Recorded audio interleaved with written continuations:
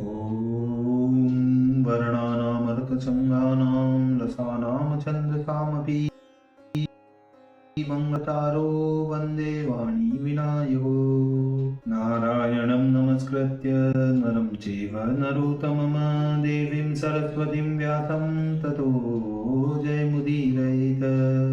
गुरुर्ब्रह्मा गुरुर्विष्णु गुरुर्देवो महेश्वर गुरुर्साक्षात् परब्रह्म तस्मै श्री गुरुवे नमः।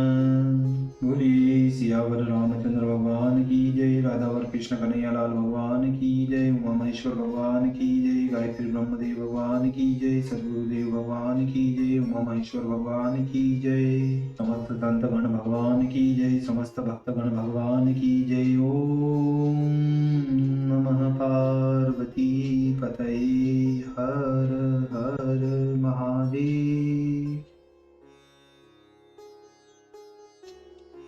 तो मित्रों और आप सभी श्रीमद् भागवत कथा की श्रेष्ठ रसिक जनों श्रोतागणों, अब तक हमने श्रीमद् भागवत कथा की कथा को नियमित रूप से क्रमबद्ध रूप से श्रवण करते आ रहे हैं, कीर्तन करते आ रहे हैं, मनन करते आ रहे हैं, भजन करते आ रहे हैं। अब हम उसी क्रम में श्रीमद् भागवत कथा के 10वें स्कंद के 12वें अध्याय की ओर कथा को अग्रसर करते हैं। आप सभी श्रेष्ठ श्रोतागण रसिक जन भगवान श्री राधा वल्लभ कृष्ण कन्हैया लाल के श्री चरणों में दृढ़ भक्ति रखते हुए कथा का श्रवण करें, कीर्तन करें, मनन करें, भजन करें। बोलिए राधा वल्लभ कृष्ण कन्हैया लाल भगवान की जय। तो कहते हैं, द्वादश में धरि सर्प वपु निगल ग्वाल रुबाल, तासु अधासुर को हनो कृपा सिंधु गोपाल, कृपा सिंधु गोपाल। श्री सुखदेव जी महाराज कहते हैं कि हे राजा परीक्षित, एक दिन ब्रजभूषण वस्त्र आभूषण पहन सुंदर श्रृंगार बनाकर यमुना के निकट खेलने को गए। वहां नट नागर नटवर जगत उजागर वेश किए हुए मुरली हाथ में लिए एक सखा के संग खड़े थे। वहां देवयोग से वृषभानु की दुलारी, जो कि साक्षात लक्ष्मी का अवतार थी, जब 7-8 वर्ष की अवस्था हुई तब वह विशाल नयनी पिकबयनी सुंदर श्रृंगार किए हुए नील कमल का फूल हाथ में लिए हुए सखियों के संग उमंग में भरी हुई यमुना जी में स्नान करने आई। जब श्री कृष्णचंद्र ने देखा कि आज मनमोहिनी छवि क्षीण करने वाली, मुनियों का मन हरने वाली कहां से आ गई, जब ब्रज बिहारी और राधा प्यारी की आंख आंख से मिली, उसी समय पिछली प्रीति का स्मरण करके मनमोहन तो राधा पर मोहित हो गए और श्यामा श्याम सुंदर पर मोहित हो गई। अतः दोनों के हृदय में प्रीति बढ़ी। उस समय श्री कृष्ण ने राधा से पूछा कि तुम्हारा नाम क्या है और कौन से गोप की तुम बेटी हो? हमने आज तक तुमको इस ब्रज में कभी नहीं देखा। ऐसी रीति प्रीति की सनी हुई बातें सुनकर राधा ने कहा कि यहाँ हमारे आने का क्या काम है? सदा अपने गांव में खेलती रहती हूँ, कभी घर से बाहर निकलने का काम ही नहीं पड़ता, फिर तुम मुझको कहाँ से देखोगे? मैं तो यहाँ कभी आई ही नहीं और नाम मेरा राधिका है और राजा वृषभानु की मैं पुत्री हूँ। चाहे तुमने सुना हो व न सुना हो, परंतु मैंने तुम्हारा नाम भली प्रकार सुन रखा है कि बाबा नंद का ढोढ़ा ग्वालिनियों को दही माखन चुरा चुरा कर खाता है, और अब मैंने नेत्रों से भी आपको देख लिया कि नंदलाल आपका ही नाम है। यह वचन सुनकर श्याम सुंदर ने कहा कि हे सुंदरी, हमने तुम्हारा तो कुछ नहीं चुराया, फिर तुम हमको चोर कैसे बनाती हो? राधा बोली, हे महाराज, हमारे पास चुराने को है ही क्या, और जिसका जो नाम होगा वही कहा जाएगा। श्याम सुंदर हंसकर बोले कि अब तो तुमने ब्रज देख लिया, कभी कभी यहाँ भी खेलने चली आया करो। ब्रजमोहन की प्रेम भरी बातें सुनकर श्यामा राधिका भी तन मन से श्याम सुंदर पर मोहित हो गई, परंतु सखियों के सामने अपने प्रेम का भेद न खोला। फिर श्याम सुंदर बोले कि हे श्याम, तुमको बाबा वृषभानु की सौगंध है, 2-4 घड़ी को हमारे घर नित्य ही आया करोगे, और जब बाबा नंद गायें गिनने को तुम्हारे घर जाया करेंगे तो उनके संग हम भी आया करेंगे, और जब तुम दूध दुहाने के लिए आया करो तो खरक में मुझको भी बुला लिया करो। यह मनोहर वचन श्री कृष्ण की सुनकर राधा मन ही मन में मुस्काई और फिर पराधीन होकर राधा ऊपर की मन से सखियों से कहने लगी कि हे सखियों। तभी कहते हैं, चली सदन सुकुमार उर में उर जो सांवरो, हो गई बहुत अवार मातु त्रास मन में अधिक, मातु त्रास मन में अधिक। हे सखियों, शीघ्र चलो, माता बाट देखती होगी। और यह जो कृष्ण ने कहा है कि हमारे घर खेलने को आ जाया करो, भला हमारे घर खेलने वालों की क्या कमी है जो मैं इतनी दूर आऊं और अपने पांव थकाऊं। परंतु मन में कृष्ण ही कृष्ण खटक रहे थे। जब घर गई तो माता ने पूछा कि हे पुत्री, इतनी देर कहाँ थी? मैं तुझे गायों के खरक में भी देख आई। राधा बोली कि हे माता, मैं गायों को देखने चली गई थी। यह कह माता को तो बतला दिया, परंतु आप स्वयं कृष्णमय हो गई। इसीलिए कहा गया है, बाटन में घाटन में वितिन में बागन में वृषण में वेलिन में वाटिका में वन में दरन दीवारन में देहरी दरी चिन्ह में हिरन में हारन में भूषण में तन में कानन में कुंजन में गोपन में गायन में गोकुल में गोदन में दामिनी में धन में जहाँ जहाँ देखा तहाँ कृष्ण ही दिखाई देत शालिग्राम छाय रहो नैनन में मन में शालिग्राम छाय रहो नैनन में मन में। परंतु माता पिता की त्रास से कुछ न कह सकी और मन में यही आशा थी कि किसी प्रकार से वृंदावन बिहारी का दर्शन हो जाए। जैसे तैसे करके दिन काटा। संध्या होते ही माता से बोली कि मुझको दोहनी दे दे, मैं खरके में जाकर गाय दुहाने को जाती हूँ। माता से दूध का बहाना कर श्याम सुंदर प्यारे के पास को चली गई। मन में सोचत जात कीत देखूं उन शाम को, जिन मन लियो चुराय खरक मिलन मोसो कहो, खरक मिलन मोसो कहो। वहां जाकर देखा तो मनमोहन का कहीं पता नहीं। तब तो राधिका अपने मन में बहुत चकित हुई और कृष्ण को इधर उधर ढूंढने लगी और प्रेम की वशीभूत हो नेत्रों में आंसू बहाने लगी। हे प्रभु, प्रथम ही झूठ हार कर फिर घर को फिरी। सामने देखा तो कृष्ण भी नंद जी के संग आ रहे हैं। देखते ही राधिका प्रसन्न हो गई, मानो कृपण को धन मिल गया। उधर से श्री कृष्ण ने भी देखा राधा बिहारी खड़ी हैं, अपने निकट बुला लिया। नंद राधिका को देखकर बहुत आनंदित हुए और कहा, जाओ बेटी खेलो। फिर कृष्णचंद्र से कहा, यह वृषभानु दुलारी तुम्हारे संग खेलने को आई है, इसको भी अपने संग खिलाओ, परंतु कहीं दूर मत जाना, घर में ही खेलियो और इसकी ओर देखते रहना, कोई गाय बछड़ा इसे मार न दे। कृष्ण ने राधा का हाथ पकड़ लिया कि अब मैं तुमको कहीं नहीं जाने दूंगा। मेरे पिता ने तुमको मुझे सौंप दिया है और जो कहीं जाओगी तो मैं तुमको पकड़कर मंगा लूंगा।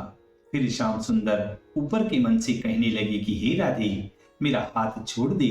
राधा बोली, मैं तुम्हारे हाथ को कभी नहीं छोड़ूंगी, क्योंकि नंद मामा ने तुम्हारे हाथ मुझको पकड़वा दिया। कदाचित जो कहीं तुम चले गए तो नंद बाबा मुझे क्या कहेंगे और फिर मैं उनको क्या उत्तर दूंगी। तभी कहते हैं, परम नागरी राधिका अति नागर व्रज चंद, करत आपनी गात दूं बंधे प्रेम के फंद, बंधे प्रेम के फंद। सनातन की प्रीति समझकर और व्रज में विहार करने के लिए राधा और कृष्ण ने अवतार धारण किया है। श्री कृष्ण ने मन में विचार किया कि किसी प्रकार राधा हमारे घर चले। अकस्मात श्री कृष्णचंद्र ने ऐसी माया की कि चारों ओर घटा गिर गई, मेघ गरजने लगे, पवन झकोरे लेने लगी, बिजली चमकने लगी, सब पृथ्वी पर अंधकार छा गया। दूसरी सघन वन की अंधियारी। उस समय श्री कृष्ण ने बालकों की नाई नंद जी से कहा कि इस समय मेरा जी डरता है मेरे बाबा, मुझको किसी प्रकार घर पहुंचा दो। नंद जी ने राधिका से कहा कि हे पुत्री, श्याम सुंदर को घर पहुंचा दे। राधिका ने मनमोहन प्यारे का हाथ पकड़कर कहा, चलो मैं तुमको पहुंचा दूं। नवल किशोर और नवल किशोरी आनंदित होते हुए घर आए, परंतु ब्रज बिहारी ने अपना पीताम्बर तो प्यारी को उड़ा दिया और प्यारी की साड़ी आप ओढ़ ली। जब घर पर आए तो घटा बादली सब दूर हो गई। यशोदा देखकर चकित हो गई कि आज कृष्ण ने किसकी साड़ी सिर पर ओढ़ ली है। फिर मन में विचार किया कि आज किसी गोपी ने मेरे मनमोहन को मोहिनी डालकर मोह लिया। ऐसा समझ कृष्ण से मैया हंसकर बोलती है कि हे पुत्र, पीत पिछोरी कहाँ विसारी और यह लाल साड़ी किसकी ओर आए। कृष्ण बोले, हे मैया, मैं गायों को पानी पिलाने के लिए यमुना पर गया था। वहां पनिहारी पानी भर रही थी, मेरी गाय भाग गई। मैं अपना पीताम्बर यमुना किनारे पर छोड़कर गाय फेरने को गया। उस गोपी ने भूलकर मेरे पीताम्बर को ओढ़ लिया और अपनी ओढ़नी छोड़ दी। मैंने तेरे डर के कारण उसकी ओढ़नी ओढ़ ली कि तू यह न कहे कि अपना पीताम्बर कहाँ खोया। मैं उसका नाम तो जानता नहीं, परंतु सूरत पहचानता हूँ। तू कहे तो मैं जाकर बदल लाऊं। माता ने शुद्ध स्वभाव कह दिया, जा बदल ला। ब्रज बिहारी ने बाहर जाकर कुछ ऐसी माया की कि लाल साड़ी का पीताम्बर बनाकर माता से कहा कि ले मैया, मैं बदल लाया। यशोदा ने कहा, बहुत अच्छा किया। वहां राधिका श्री कृष्ण का पीताम्बर ओढ़े हुए अपने घर पर पहुंची और जाते ही माता माता पुकारने लगी। माता कीर्ति ने राधा की गदगद वाणी सुनकर घबरा कर बोली, हे राधा, अभी तो अच्छी निकी गई थी, इतने में ही तुझको क्या हो गया। राधा ने कहा कि मेरे संग एक गोप कुमारी और थी, उसको मार्ग में सांप ने काट खाया, वह बेसुध होकर पृथ्वी पर गिर गई। तब तो मैं डर कर कांपने लगी और रोम खड़े हो गए। इसी समय मनमोहन नंद का कुमार कहीं से आ गया। तब उसने एक मंत्र पढ़कर कुछ ऐसा झाड़ दिया कि वह सचेत होकर बैठ गई और उसका सब विष उतर गया। तब वह अपने घर को गई और मैं अपने घर को चली आई। उसी घड़ी में मेरा कलेजा धक धक करता है, जो मेरा जी घबराता है। कीर्ति ने राधा को चूम कर हृदय से लगाया और मुख पर हाथ फेर कर कहने लगी कि आज भगवान ने बड़ा अनुग्रह किया, जो तू काल के मुंह से बची। न जाने कौन सी जन्म का पुण्य इस समय आकर सहायक हो गया। नहीं मरने में तो कुछ संदेह ही नहीं था। इसलिए मैं बारंबार तुझसे कहा करती थी कि अबरे सवेरे तू दूध दुहाने मत जाया कर, परंतु तूने मेरी एक बात नहीं सुनी। कभी खरक में जाकर दूध दुहाती है, कभी अकेली यमुना नहाने जाती है। देखती कहीं को है, चलती कहीं को है, कहने से पूरा मानती है। इन तेरी बातों को मैं अच्छा नहीं समझती। जो कुछ नेकी बदी जो हो जाती तो मैं कैसे धैर्य धरती। मुझको तो 100 बेटों के समान तो एक बेटी है, मुझको तो तुझसे ही जगत में उजियाला है। यह कहकर माता कीर्ति ने राधा को तुरंत ठंडे पानी से स्नान कराकर नए वस्त्र पहनाकर कहा कि तुझे गए हुए बहुत देर हुई, अब भूख लगी होगी, कुछ भोजन कर ले बेटा, और अब कहीं बाहर खेलने मत जाया कर। पास पड़ोस की लड़कियों के संग खेलती रहकर राधिका अपने मन ही मन में कहने लगी कि आज तो मेरी माता छल में आ गई, परंतु कल को क्या। और बिना व्रजचंद का चंद्रमुख देखे इस चित चकोर को धैर्य कैसे होगा। फिर समझ सोचकर उस मनमोहन की मनमोहनी मूर्ति को हृदय में धारण कर माता के वचनों की लज्जा से कहा कि मैं अब घर से बाहर खेलने कहीं नहीं जाऊंगी। परंतु वनमाली के ध्यान में ऐसी मत वाली थी कि किसी प्रकार श्याम सुंदर का दर्शन हो जाए। ज्यों त्यों करके रात बिताई।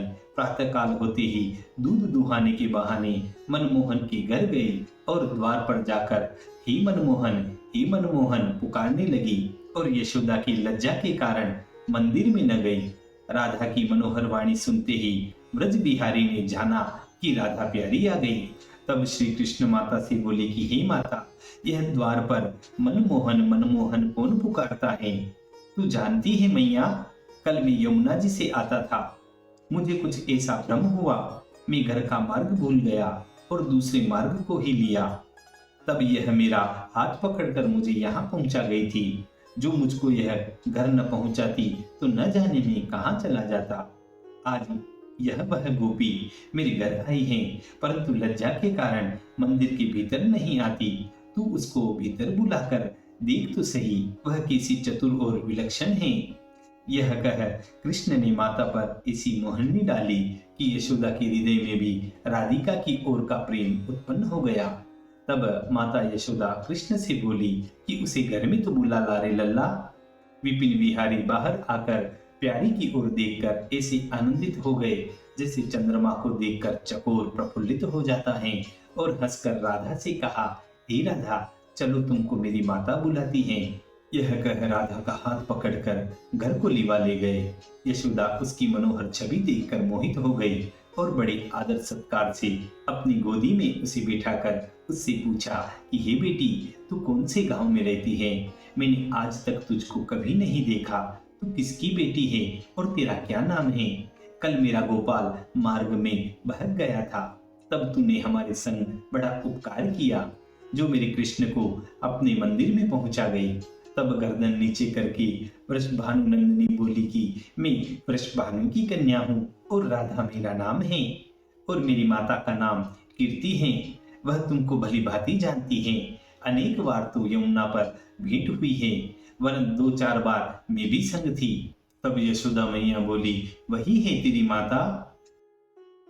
मैं अब लीनो जान, वह तो है कुलटा बड़ी, हे लंगर वृषभान, कौन नहीं जानत उन्हें।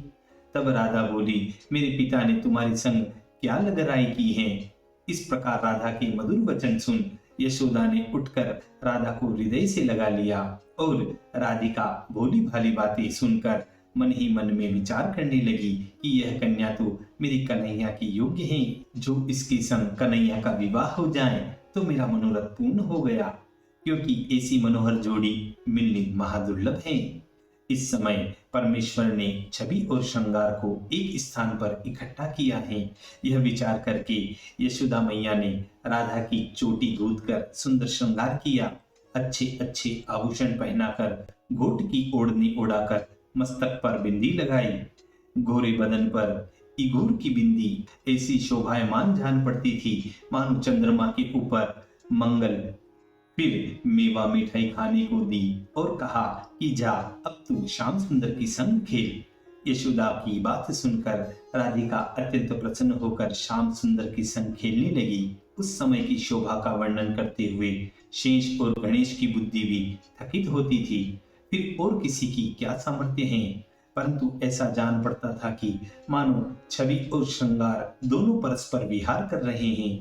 नंदरानी उनके खेल को देख देख मन ही मन में प्रसन्न होती थी और राधा से कहती थी कि हे बेटी, तू यहाँ नित्य आकर कृष्ण प्यारे की संग खेल जाया कर। फिर ब्रज बिहारी राधा प्यारी से मुस्कुराकर कहने लगी कि अब तुम सब कुछ मत किया करो और हमारे घर नित्य प्रति खेलने आया करो। तुम्हारे संग खेलने में मेरा मन बहुत प्रसन्न होता है। श्याम सुंदर की प्रेम भरी रस भरी बातें सुनकर राधा प्यारी हंसती हुई मोहन के निकट आकर बोली कि अब मैं घर को जाती हूँ, यहाँ बहुत देर हो गई। कृष्ण अपनी माता से बोली कि हे मैया, यह वृषभानु दुलारी अपने घर को जाती हैं। तब यशोदा ने मेवा और तिल चावली उसकी गोदी में भर दी और हृदय से लगाकर कहा, कल सवेरे खेलने के लिए हमारे घर आना। राधा मदन मोहन की ओर को देखकर अपने घर को चली गई, परंतु मन की अदल बदल हो गई, अर्थात कृष्ण का मन तो आप ले गई और अपना मन श्री कृष्ण को दे दिया।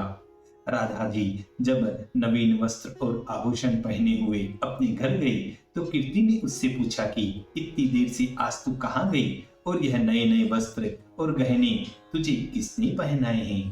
तब राधा बोली, हे मैया, मैं यशोदा जी के घर गई थी। उन्होंने बड़े लाड़ प्यार से मुझको अपनी गोदी में बैठाकर मेरा नाम पूछा, फिर बाबा का और तेरा नाम पूछा। तब हंसकर कहा कि कीर्ति जैसी है वैसी मैं जानती हूँ। यह कह तुझको गाली दी और फिर बाबा को गाली दी। तब तो मैंने कहा कि मेरे पिता ने तुम्हारा क्या ठग लिया। मेरी यह बात सुनकर मुझको हृदय से लगा लिया। फिर मुझको गोद में बैठाकर मेरी चोटी गूही और नई साड़ी मंगवाकर मुझको ओढ़ाई, और जब मैं घर को चलने लगी तो मेवा मिठाई और तिल चावली से मेरी गोद भरी और मुझको कहा, हे बेटी, हमारे घर नित्य खेलने को आया कर, और मुझको फिर गाली दी। राधा की यह बात सुनकर कीर्ति अत्यंत प्रसन्न हुई और राधा से कहा कि हे बेटी, तू बहुत अच्छा उत्तर दिया, परंतु जैसा उन्होंने मुझको और तेरे बाबा को बताया वैसे वह आप ही हैं। तभी कहते हैं, हंस हंस की रति कहत सुभाए, मन में अति आनंद बढ़ाए, फेर फेर यशोदा की बातें, बूझती है जननी राधा ते, बूझती है जननी राधा ते। तब यह बात जब बरसाने की सब गोपियों ने सुनी तो वह भी यशोदा को गालियां देने लगी, और वृषभानु की रानी मन ही मन में आनंदित होती थी और कहती थी कि मैं यशोदा के मन की सब बात जान गई। मेरी पुत्री चपला के समान और श्याम सुंदर श्याम घटा के तुल्य है, अतः दोनों की जोड़ी अत्यंत श्रेष्ठ है। यह उत्तम बानक विचार कीर्ति ने यह सब वृतांत वृषभानु से कहा कि दोनों अत्यंत श्रेष्ठ स्वरूपवान घन और दामिनी के समान हैं। ऐसा बालक मिलना बहुत कठिन है और पंडितों के भी मुख से सुना है। नित्य दुल्ह श्याम श्यामा, नित्य दुल्ह श्याम श्यामा, वेद भी यही कहते हैं। वृषभानु कीर्ति की बात सुनकर बहुत प्रसन्न हुए और कहा, बालक बहुत अच्छा है। नंद जी के पुत्र को मैंने अपनी आंखों से देखा है। इसी प्रकार परस्पर वार्तालाप कर रहे थे। श्री सुखदेव जी बोले कि हे राजन, हे परीक्षित, यहाँ ब्रज बिहारी अपनी माता से बोले कि तूने मेरे खिलौने जहां तहां डाल रखे हैं। मुझको एक भय है कि कहीं मेरा कोई खिलौना राधा चुरा कर नहीं ले जाए, क्योंकि वह सांझ सवेरे नित्य हमारे घर आती है। तब मैं अपनी मुरली की ओर देखता रहता हूँ, क्योंकि मेरे प्राण सदा मुरली में ही बसते हैं। यह मुरली मेरी जीवन प्राण है, परंतु तेरे भाई कुछ भी नहीं। चाहे मेरी मुरली रहे चाहे न रहे, और वह किसकी है, मुझको बलदाऊ की भी प्रतीति नहीं। तू मेरी सब वस्तु उठाकर रख दे मेरी मैया। तब यशोदा माता हंसकर बोली कि हे मेरे लल्ला, हे मेरे लाल, कौन ले सकता है तेरे खिलौने। इस प्रकार कृष्ण को समझा दिया और राधिका भी नित्य प्रति यशोदा मैया के घर खेलने आने लगी। एक दिन राधिका से यशोदा बोली कि हे वृषभानु दुलारी, तूने मेरे श्याम सुंदर पर क्या मोहनी डाल दी रे, कि दिन रात तेरे ही ध्यान में रहता है, मेरी बात ही नहीं सुनता, और उसको अपने तन मन की भी सुध नहीं। सूधे सूधे खेल खेला कर और कृष्ण की ओर बहुत मत देखा कर। तेरे देखने से मनमोहन सब सुध बुध भूल जाता है, फिर गायों के दूहने में भी विघ्न पड़ता है।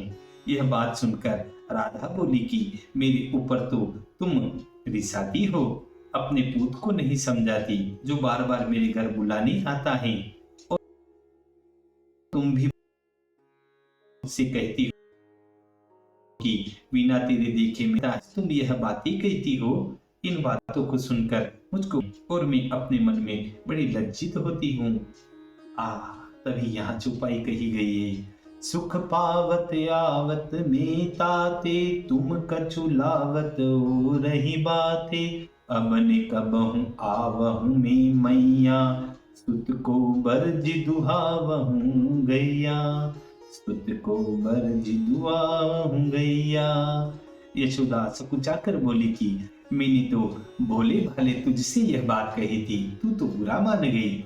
यह कह राधा का हाथ पकड़कर यशोदा मैया ने हृदय से लगा लिया और कहा कि हे बेटी, तू रोष मत कर, मैंने तो तुझसे हंसकर सिखाने की रीति पर कहा था, और जैसे तेरी कीर्ति माता है वैसी ही मुझको समझना। मैंने तो तेरे ही भले की बात कही थी कि बेटी की जाति को निमानी होकर रहना चाहिए। यशोदा ने बहुत समझा बुझाकर राधा के मन का क्षोभ मिटा दिया। राधा बोली कि अब मैं घर को जाती हूँ, बहुत देर हो गई, प्रातः काल की आई हूँ, माता ऋषि आएगी। यशोदा ने उसके मुंह पर हाथ फेर कर कहा, अच्छा बेटी, जाओ, कल सवेरे आना और मेरी विनय अपनी माता से भी कह देना। राधा घर को जाती थी। मार्ग में मदन मोहन मिल गए। देखते ही प्रेम विवश हो गई। मोहन ने दोहनी राधा के हाथों में से ले ली कि हे प्यारी, आज तुम्हारी। राधा बोली, अहो भाग्य, धेनु दुहावत लाडली, दूतन नंद को लाल, सो सुख कापे जाय कह, देखत सब व्रजबाल, देखत सब व्रजबाल। हो बछरा पद अटकाय, गोतन लीनो हाथ हरी, पिया वदन द्रगलाय, दूध धार छाड़त धरणी, दूध धार छाड़त धरणी। मदन मोहन एक धार तो दोहनी में डालते और एक धार से प्यारे का शरीर पखारते थे। वे दूध की धारों के बिंदु राधा जी के मुखारविंद पर किसी शोभा देते थे, मानो घनश्याम मयंक के कलंक को धो रहे हैं। और नील साड़ी की छवि कौन कवि वर्णन कर सकता है, मानो शरद पूर्णिमा की चंद्रमा को घटा ने चारों ओर से घेर रखा है। इस प्रकार मोहन प्यारे दूध दूह रहे थे और राधा प्यारी दुहा रही थी। जब नंदलाल गाय के दूह चुके तो राधा दूहनी मांगने लगी। तभी कहते हैं, दूही कुंवर नंदलाल ने, श्री राधा की गाय, दुहनी देतन हसी पिया, मांगत हा हा खाय, मांगत हा हा खाय। जो जो हसत कन हाय, त्यों त्यों प्रिय हा हा करत, सो सुख वर्णि न जाय। पुरजे दो प्रेम रस, पुरजे दो प्रेम रस। कृष्ण राधा से बोले कि फिर हाँ कर बाबा नंद की सौगंध अवश्य दे दूंगा। फिर राधा हंसकर कहने लगी। तब हंसकर ब्रज बिहारी ने अपनी प्यारी मनमोहिनी को दूध दोहनी दे दी। वृषभानु नंदिनी माता पिता की लाज से घर को जाना चाहती थी, परंतु पांव पीछे को पड़ते थे। फिर कर पीछे को देखती जाती थी और बार बार यह कहती थी कि धिक्कार है इस लाज को जो आज मनमोहन महाराज को नहीं देखने देती। ऐसे सोचती सोचती घर पहुंची। राधा को देख सब सखी दौड़ आए कि हे राधे, आज तुम्हारे ग्वाल कहाँ गए जो मदन गोपाल से गाय दुहा कर लाई हो। मदन गोपाल का नाम सुनते ही राधा चकित होकर पछाड़ खाकर पृथ्वी पर गिर गई। दूध की दोहनी सिर से ढलक गई। सब सखी इधर उधर से दौड़ पड़ी और राधा को हाथ में उठा लिया और परस्पर कहने लगी कि राधा को क्या हो गया, और अभी जो अच्छी निकी आ रही थी अब कैसे मुरझा कर गिर गई और दूध की दोहनी हाथ से लुढ़क गई। एक सखी बोली, गिरते समय यह शब्द उसके मुंह से मैंने सुना था, मुझको काले विषधर ने डस लिया। ललितादिक सखी कहने लगी कि इसको तो तन मन की भी सूरत नहीं, अब क्या उपाय किया जाए। एक सखी बोली, अभी तो अच्छी नीकी सिर पर दूध दोहनी धरे हुए आ रही थी, काल ने कहाँ डसा। मुझको तो ऐसा जान पड़ता है कि यह तो काले नंद कुमार की डसी हुई है। उसने एक बार हम पर भी फुंकार मारी थी, उसकी मंद मुस्कान का विष इसके रोम रोम में फैल गया है और वह मनमोहन में बस रहा है। इसी से सब देह गेह की सुधि यह भूल रही है। सब सखियों ने यह विचार करके जैसे तैसे राधा को घर पहुंचाया और सबने मिलकर कहा कि हे मैया कीर्ति, अपनी लड़ेती की तो दशा देखो, कहीं मार्ग में इसको काले सांप ने डसा है और इस समय इसकी सूदी बूदी भी ठिकाने नहीं। कहीं से गरुड़ियों को बुलवाओ और इसका शीघ्र उपाय करो, क्योंकि क्षण क्षण में इसका शरीर कुम्हलाता जाता है। ज्यों त्यों करके इसको हम यहाँ लाई हैं। यह सुनकर माता कीर्ति एकाएकी घबरा कर बोली, क्या राधा को सर्प ने काट खाया? कि इतने में मूर्छित होकर वह पृथ्वी पर गिर गई। कुछ कालोपरांत चैतन्य होकर बोली, अरे बेटी हे राधा, अरे बेटी हे राधा, तुझको क्या हो गया? मुझ अभागिनी अपनी माता को अकेली छोड़कर कहाँ जाती है? हे बेटी, मुझे माता कहने वाला और कोई संसार में नहीं दिखाई देता। हे बेटी, अब कौन मुझे माता माता कहकर पुकारेगी? मैं किसका मुख देखकर अपने नेत्रों को ठंडा करूंगी? इसको हृदय से लगाकर अपने हृदय को शांत करूंगी। हे पुत्री, इस भाग्यहीन जननी की गोद सूनी करके तू कहाँ खो जाती है? अब मैं अकेली जीवित रहकर क्या करूंगी?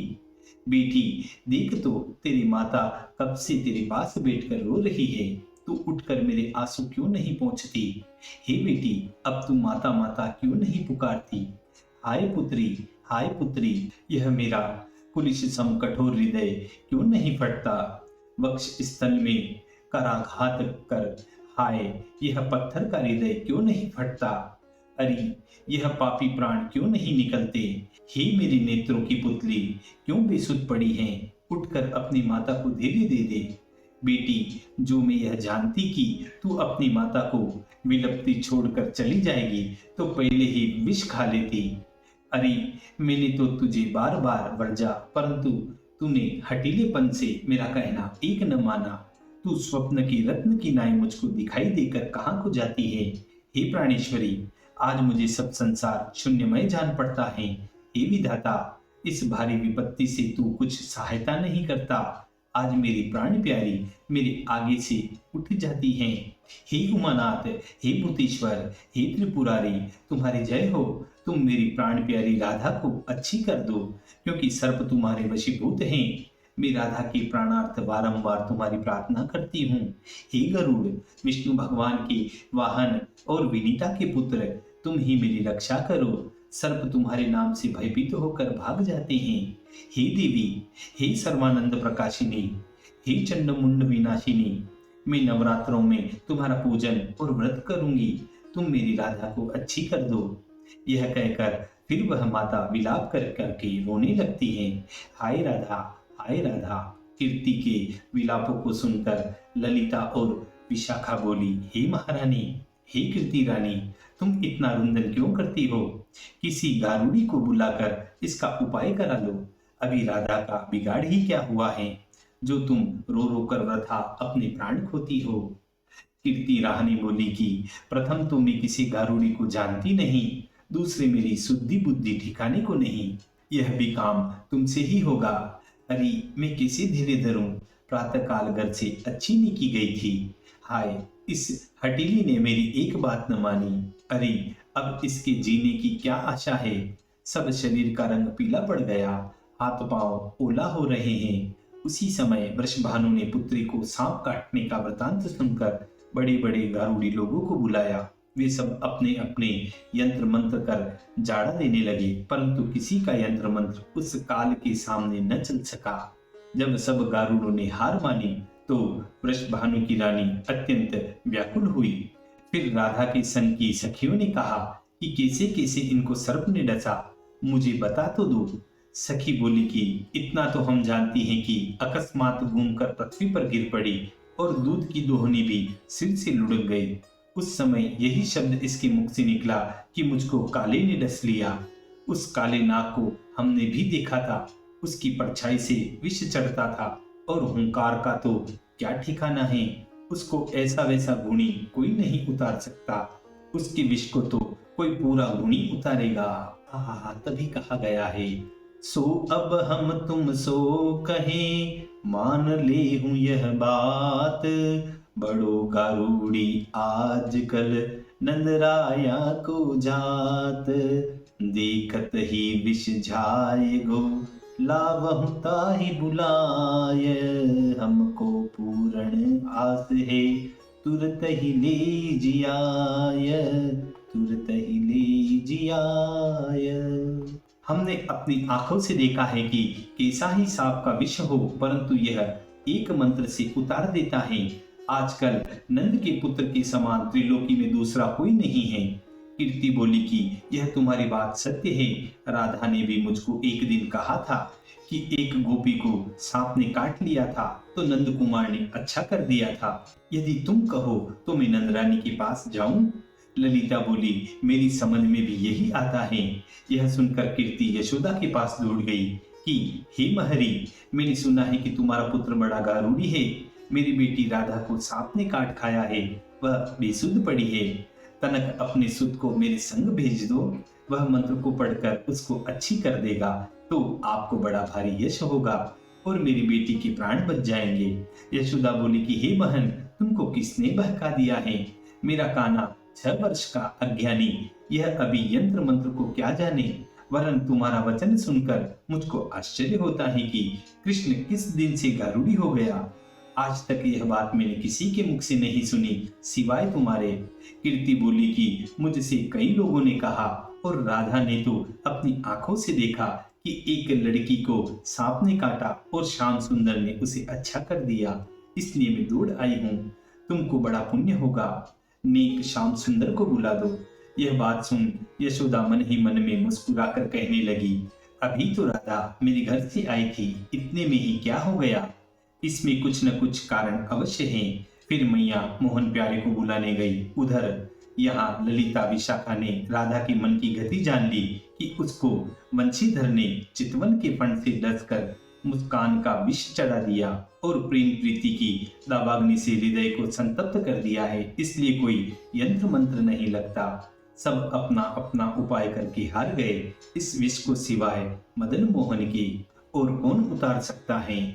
यह समझ ललिता ने ऊपर ही ऊपर एक सखी को श्याम सुंदर के पास भेजा। तब उसने जाकर ब्रज बिहारी से कहा कि हे नंदलाल, हे छली अनोखी गाय दुहैया, ऐसी गाय दुहानी कब से सीखी हो? आज प्रातःकाल जिसकी गाय तुमने दूही थी, जाकर तो देखो उसकी क्या दशा है। घर भी नहीं जाने पाई कि बीच में ही अचेत होकर धरनी पर गिर गई और गिरते समय मुख से यह शब्द निकला कि मुझको काले ने डस लिया। वृषभानु ने दूर दूर के गुणी बुलाए, परंतु किसी से कुछ न हो सका। अब वह बेसुध पड़ी है, आंख भी नहीं उगाड़ती। एक चतुर सखी ने यह बात निश्चय करके मुझको तुम्हारे पास भेजा है कि यह विष मनमोहन की मुस्कान का है।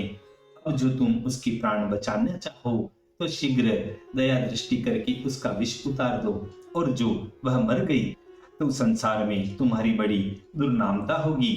क्योंकि गारुड़ी का धर्म है कि पहले सर्प के काटने वाले की सुध ले, पीछे और काम करे, और जो गारुड़ी न जाए और सर्प का काटने वाला मर जाए तो वह हत्या गारुड़ी को लगती है। और हे घनश्याम, मैं यह भी जानती हूँ कि तुम्हारे ही श्याम रंग का विष उसको चढ़ा है, और जब तक तुम न जाओगे वह कभी अच्छी नहीं होगी। तभी कहते हैं, अति ही विकल वह विरह अधीरा, दरस दिखाय हरहु तनु पीरा, तुम अश्विनी कुमार कन्हाई, बेगी चलहु तेहि लेहु जीवाई, बेगी चलहु तेहि लेहु जीवाई। और जो तुम उसको न जिलाओगे तो मर ही जाएगी, परंतु हम भी सब नंद के द्वार पर अपने प्राण तज देंगी। अब उसकी माता कीर्ति यशोदा के पास तुमको बुलाने आई है, तुमको उचित है कि उसके संग जाओ। उस सखी की बात सुनते ही ब्रजभूषण प्यारे ने कहा कि जो राधा प्यारी को महाकाली विषधर ने डसा होगा तो मैं अपनी प्राण प्यारी का विष दूर कर दूंगा। यह कहकर सखी से बोले कि तू जा, कुछ होगा वह सब देखा जाएगा। सखी को विदा कर आप अपने घर गए। यशोदा बोली, अरे मैं तुझे ढूंढ आई, तू कहाँ था रे? मेरे समीप तो आ। कृष्ण बोले, क्यों माता? यशोदा बोली कि हे बेटा, मैंने सुना है कि तू कुछ सांप का मंत्र भी जानता है। यह कीर्ति जी तुझको बुलाने आई हैं। कहीं राधा को सर्प ने डस लिया है। जो तू कुछ यंत्र मंत्र जानता हो तो शीघ्र इनके संग जाकर कुंवरी राधिका को प्राण दान दे दे और जगत में भलाई ले।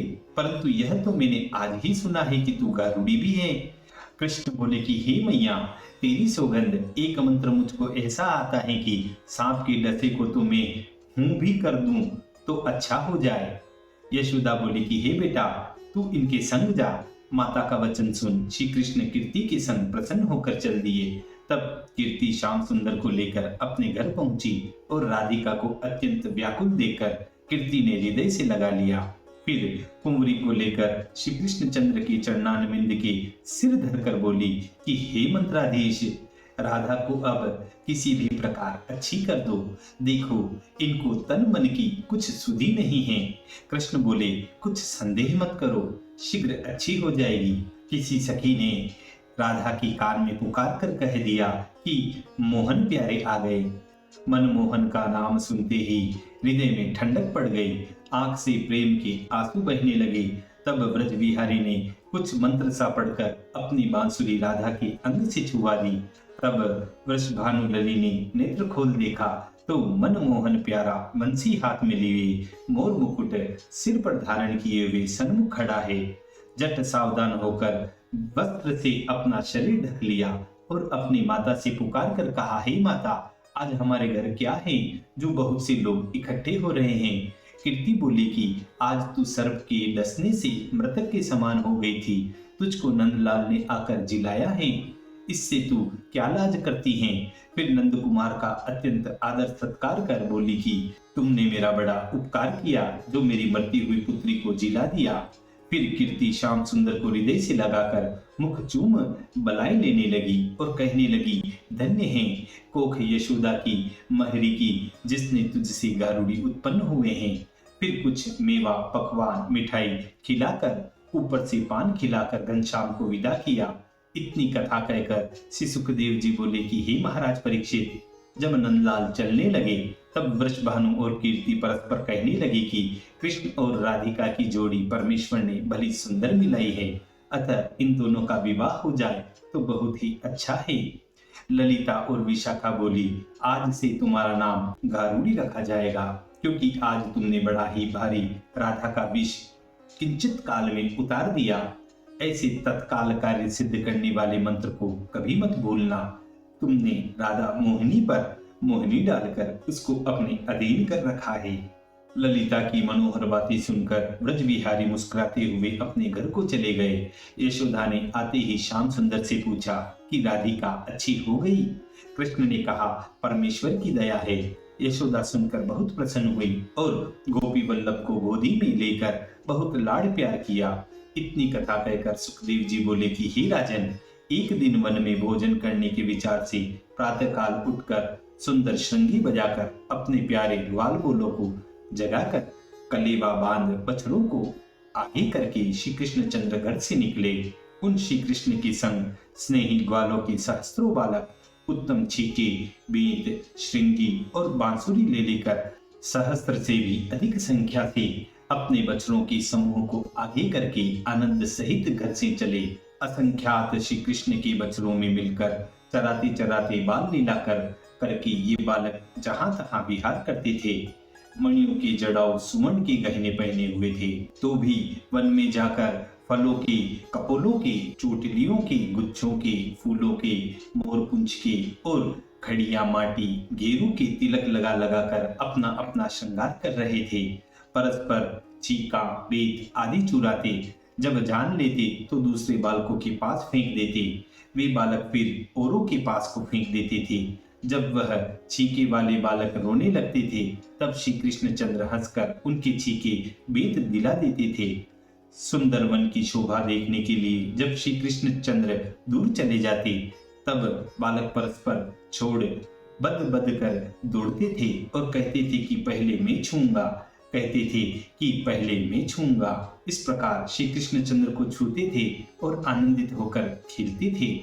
कोई बालक बांसुरी बजाते थे, कोई श्रृंगी का शब्द सुनाते थे, कोई बालक भोरों के संग गाते थे और कोई कोकिला की वाणी में मिलाते थे और कोई आकाश में उड़ते हुए पंछियों की छाया के संग दौड़ते थे।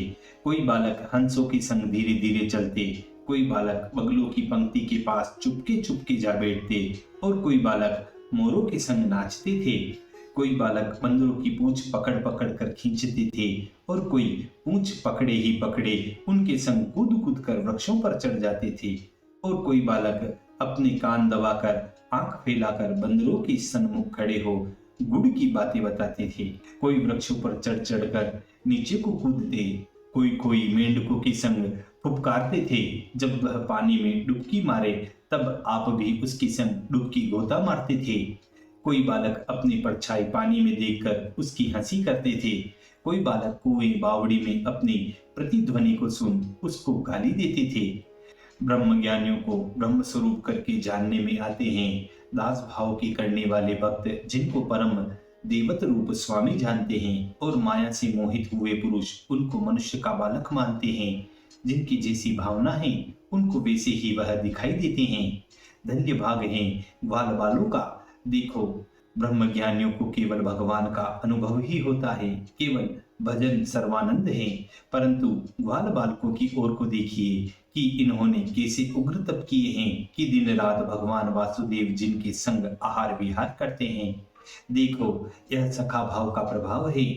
योगी जनों को भी अनेक जन्म महाकष्ट सहकर तप करने से जिनके चरणारविंदों की दूरी मिलनी अत्यंत दुर्लभ है, वे श्री कृष्ण चंद्र आनंद कंद स्वच्छंद विहारी वासुदेव भगवान जिनके सन्मुख प्रत्यक्ष विराजमान रहे, उन व्रजवासियों की भाग्य की कहां तक बढ़ाई की जाए। इन ग्वाल बालकों की सुखपूर्वक लीला को न सहन करके अधासुर नाम देते उस वन में आया। अमृत पान करने वाले देवता भी अपने जीने की इच्छा से नित्य प्रति जिसके मरने की राह देखते थे, वह असुर कंस का भेजा हुआ पूतना और बकासुर का छोटा भ्राता कृष्ण आदि छोटे छोटे बालकों को देखकर मन में विचार करने लगा कि इसी कृष्ण ने मेरे भाई और बहन को मारा है। उन दोनों के बदले आज ग्वाल बाल बछड़े और बलदेव समेत इस कृष्ण को मैं मारूंगा और अपने भैया बहन का भी इन बालकों के संग तिलांजलि दूंगा। तब सब व्रजवासी मृतक समान हो जाएंगे। प्राण गए पीछे देहों की क्या चिंता है, क्योंकि प्राणधारी पुरुषों के पुत्र ही जीवन प्राण हैं। ऐसा विचार कर 4 कोस लंबा पर्वत के समान मोटा अजगर सांप का अद्भुत रूप धारण करके गुफा के सदृश मुख पसार बछड़े और बालकों के निगलने के लिए मार्ग में वह बैठ गया। नीचे का होंठ तो पृथ्वी पर और ऊपर का होंठ बादल तक फैला रखा था। पर्वत की गुफा के समान जिसका मुख, पहाड़ के शिखर के सदृश जिसकी दाढ़ी, गूढ़ कंदरा के तुल्य मुख में अंधकार, बड़े लंबे चौड़े मार्ग की नाई जिसकी जीभ, कठोर पवन के समान जिसका श्वास और अग्नि के तुल्य जिसकी दृष्टि थी। सब बालक उस अजगर को देखकर वृंदावन की शोभा समझकर खेलते खेलते फूले हुए उस अजगर के मुख की लीला से ही उत्प्रेक्षा करने लगे और परस्पर कहते थे कि अहो हे मित्रों, यह तो कहो कि यह जो हमारे सन्मुख दिखाई देता है कोई पक्षी है व मनुष्य है, मानो हमारे निगलने के लिए सर्प के समान मुख पसार रहा है।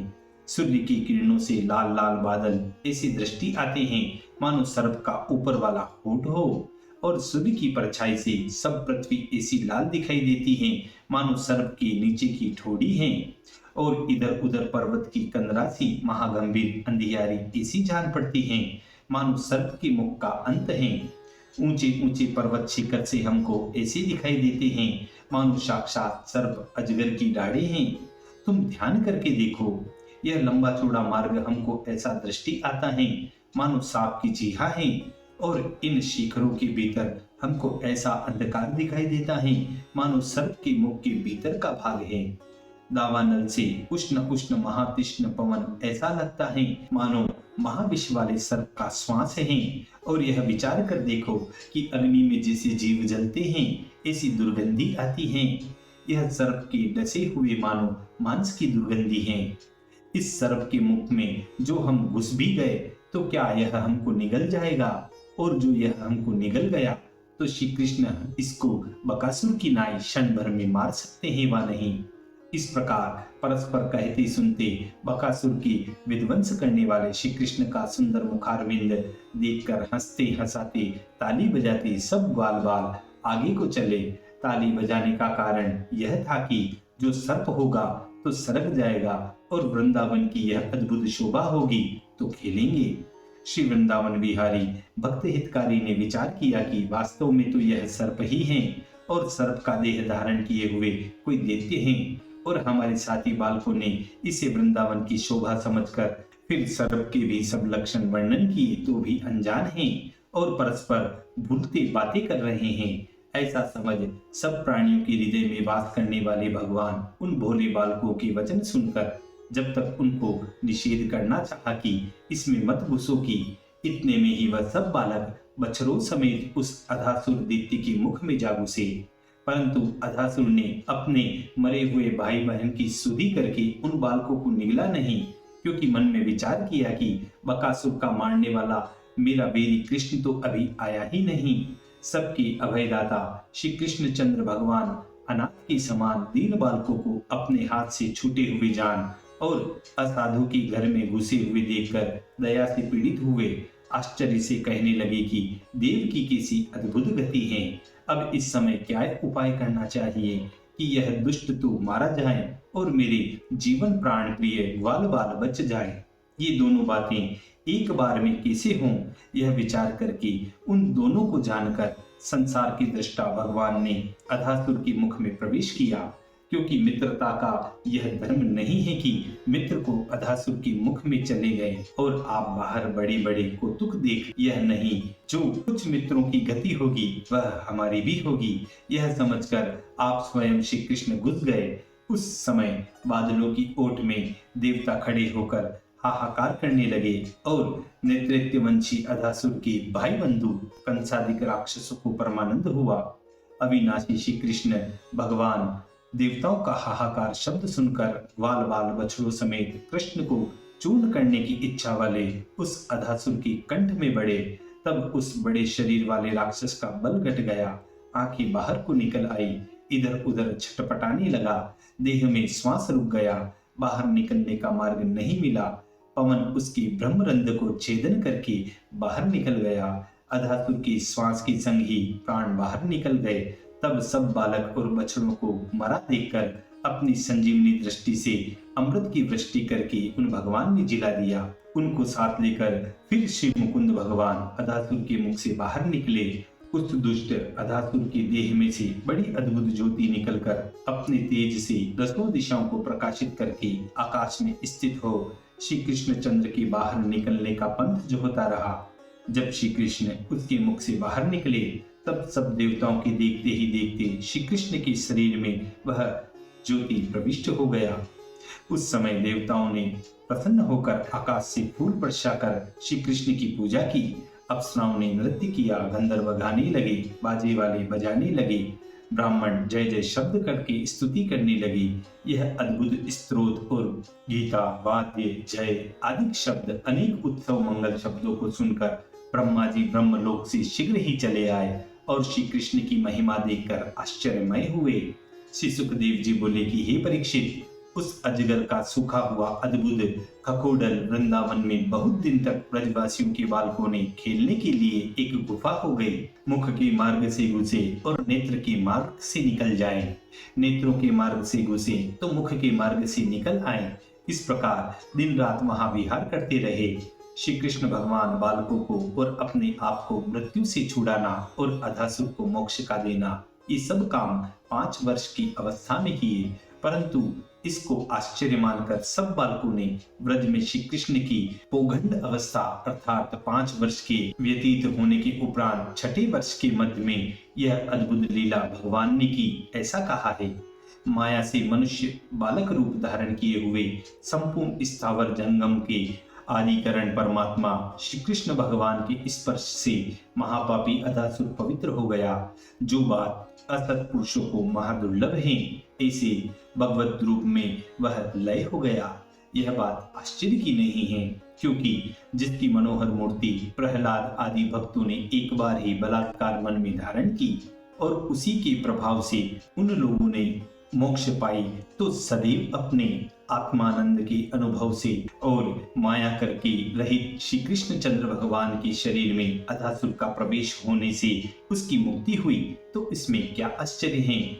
शौनकादिक ऋषिश्वर से सूत जी बोले कि हे ब्राह्मणों, इस प्रकार अपनी माता के गर्भ में यदुकुल के देव श्री कृष्ण चंद्र से रक्षित हुए राजा परीक्षित अपनी रक्षा करने वाले श्री कृष्ण चंद्र के विचित्र पवित्र चरित्र सुनकर व्यास नंदन श्री सुखदेव जी से फिर उसी प्रसंग के संबंधित प्रश्न करते हैं, क्योंकि उन चरित्रों के सुनने से राजा परीक्षित का मन अपने वश में हो गया था। राजा परीक्षित बोले कि हे ब्राह्मण, श्री कृष्ण महाराज ने कुमार अवस्था में जो लीला की वह बालकों ने पौगंड अवस्था में गाए। यह 1 वर्ष का अंतर बीच में कैसे पड़ गया।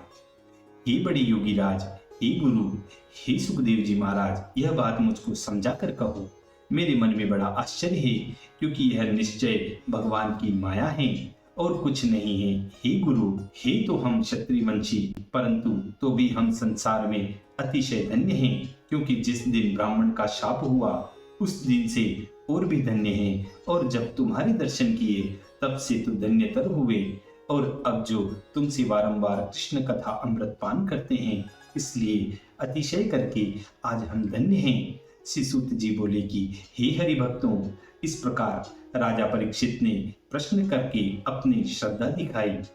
दूसरे हरि का स्मरण करते ही प्रथम तो श्री सुखदेव जी की समस्त इंद्रियां नारायण में, व्यास नंदन श्री सुखदेव जी ने बड़े कष्ट से फिर नेत्र खोलकर भक्तों में श्रेष्ठ राजा परीक्षित से कहा, आहा, तो इसीलिए कहते हैं, सोई है पुरुषार्थी जिनका हरि सो नेह, भक्ति जगत में सार है देह केह की खेह, भक्ति मिलावत कृष्ण सो भक्ति देत धन धाम, ताते कीजे भक्ति नित भाषत शाल ग्राम, भाषत शाल ग्राम। इसी मधुर संवाद के साथ श्रीमद् भागवत कथा के 10वें स्कंद के 12वें अध्याय 12वें अध्याय की पूर्णता व समाप्ति होती है। बोलिए श्री कृष्ण कन्हैया लाल भगवान की जय।